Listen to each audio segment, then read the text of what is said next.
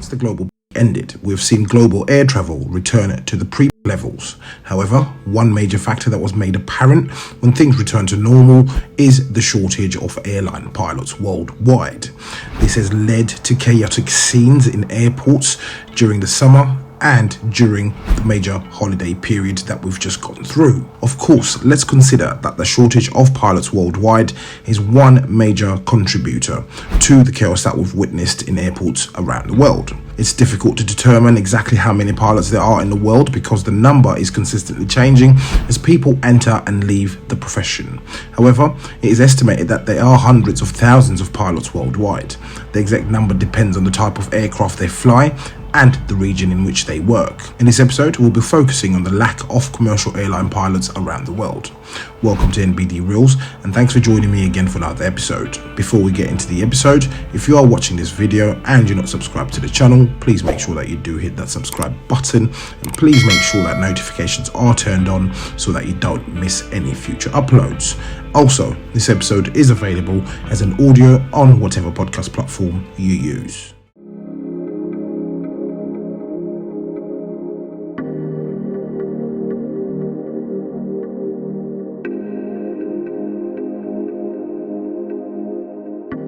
Being a pilot can be a demanding and challenging profession, but it can also be very rewarding once you're fully qualified and the pilot is getting hours under their belt. In this section of the episode, we'll be taking a look at some of the key major demands that pilots face.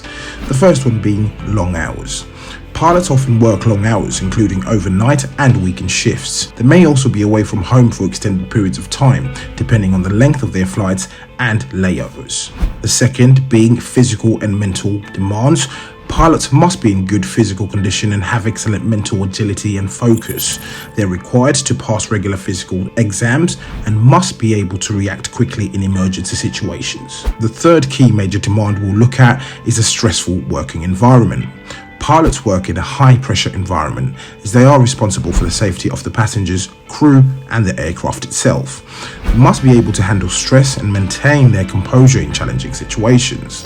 The fourth demand being extensive training and education.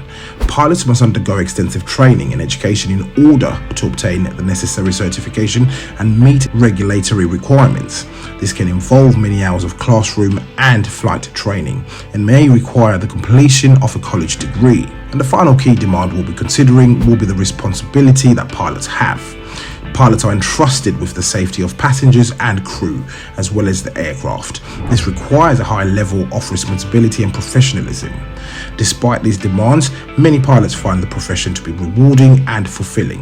The opportunity to travel and see new places, as well as the sense of accomplishment that comes with being responsible for a successful flight, can make the demands of the job worth it for many pilots. In this section of the episode, we'll be taking a look at why there is a pilot shortage. There are a few reasons why there may be a pilot shortage, and these reasons we'll explore in this section. The first reason being increased demand for air travel. As the global economy has grown and air travel has become more accessible, the demand for pilots has increased over time. This has led to a shortage of pilots in some regions around the world. An aging pilot population. Many pilots are reaching retirement age and there may not be enough new pilots to replace them. The average age at which a pilot retires can vary depending on a number of factors, including the pilot's individual circumstances, the specific requirements of their employer, and the regulations of the aviation industry. In general, pilots are required to retire at a certain age, which is often set by the regulatory body of the country in which they work. In the United States, for example, pilots must retire at the age of 65, according to the Federal Aviation Administration or the FAA regulations. In other countries, the retirement age for pilots may be different. However, it is worth noting that the retirement age of pilots is generally higher than the retirement age for many professions. This is because pilots must meet strict physical and mental requirements in order to continue flying and may need to pass regular medical examinations in order to remain certified. As a result, many pilots are able to continue working past the age of 65, provided that they're able to meet these requirements. Some pilots may choose to retire earlier or later than the mandated retirement age, depending on their personal circumstances and career goals. Continuing on from the point I just made previously, there are strict requirements for becoming a pilot. There are strict requirements for becoming a pilot, including passing rigorous physical and mental exams and completing extensive training. This can be a deterrent for some people who may be interested in becoming pilots. And the next reason will be competition from other industries. Some pilots may choose to leave the aviation industry for higher paying jobs in other industries compared to working as a commercial pilot, who are essentially lowly paid workers. Recently saw a documentary on the issue that airline pilots are facing, and essentially in the US, for example, commercial airline pilots are earning below minimum wage in some cases. So the next point we'll look at will be pilot training costs. I think this is the biggest barrier to entry to being a pilot. The cost of pilot training can be high, which may deter some people from pursuing this career. With this reason, we'll break it down a bit further. The cost of airline pilot training can vary significantly depending on a variety of factors, including the specific training program, the location of the training, and individual circumstances of the student. In general, airline pilot training is a significant investment as it requires a significant amount of time and money to complete the necessary courses and meet certification requirements. A few potential costs that may be involved in airline pilot training include flight training. Flight training is typically the most expensive component of airline pilot training. The cost of flight training can vary depending on the type of aircraft being used, the location of the training, and the number of hours required to complete the program.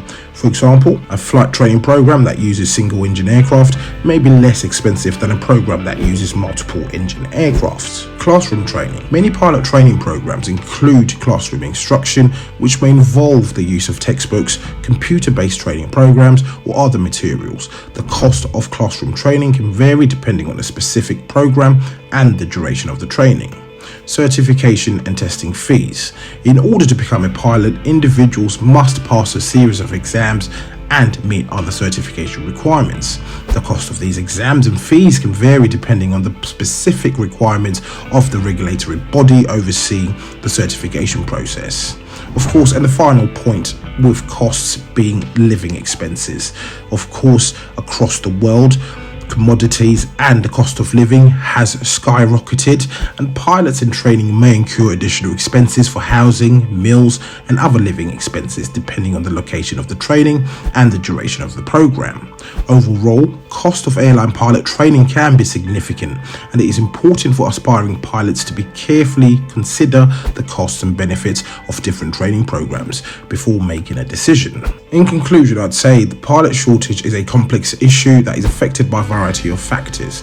It is likely that a combination of these factors is contributing to that current pilot shortage. Of course, this is something that needs to be addressed severely across the world and within the industry, and how the industry is going to react is yet to be seen, since things have returned back to normal after the pandemic. So hopefully we can see an increase or a way in which the industry can entice new fresh blood to join the industry.